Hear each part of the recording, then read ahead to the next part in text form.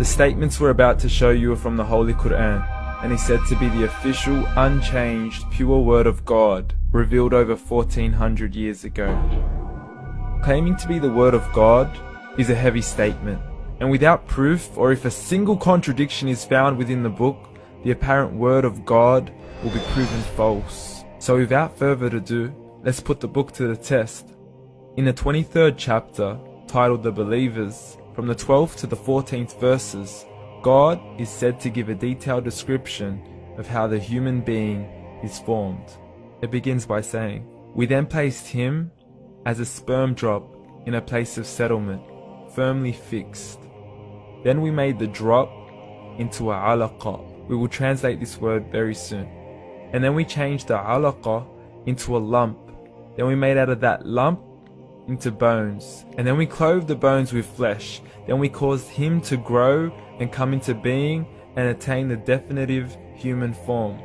In the 21st century, we can now safely say that this verse is clearly describing the process of human development in correct chronological order. However, what we should be paying attention to in particular is the second stage, referring to the development of the embryo. The specific word used to describe the embryo in this verse is the word alaqa. The word alaqa, when translated into English, can mean three separate things. Firstly, a blood clot, or to be suspended, that is to be hanging or clinging to something, or thirdly and finally, a leech. Now, all three definitions don't come anywhere near what we perceive to be the human embryo. So, why are these words used, and what significance do they share with the human embryo? Can the embryo be described as a blood clot? Well, what do you think?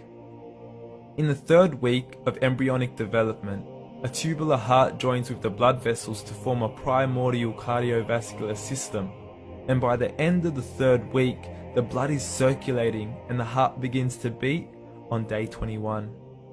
The first thing that comes to mind in regards to being suspended or hanging is the umbilical cord. But we can't use that example because we are simply referring to step 2, before the baby has even formed. But we now know today that the umbilical cord is formed from the connecting stalk. And the connecting stalk is formed as soon as the embryo is formed.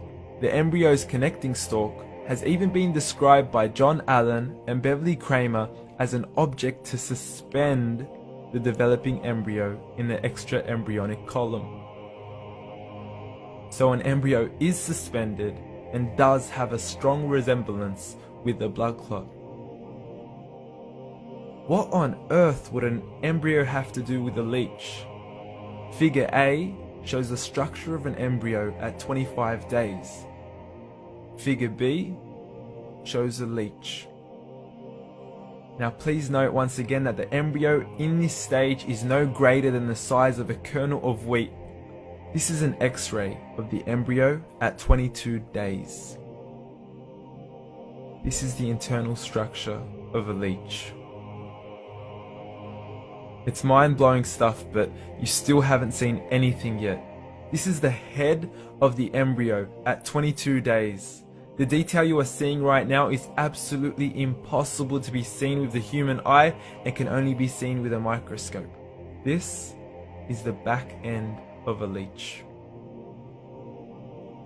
There's no other words used to describe this other than mind-blowing. The pictures we have shown you are impossible to be seen with the human eye or even to be predicted by the human mind. Once again, the verses we have shown you were revealed over 1400 years ago to a man who couldn't read nor write. Are these the words of God? Descriptions of the human embryo in the Quran cannot be based on scientific knowledge in the 7th century.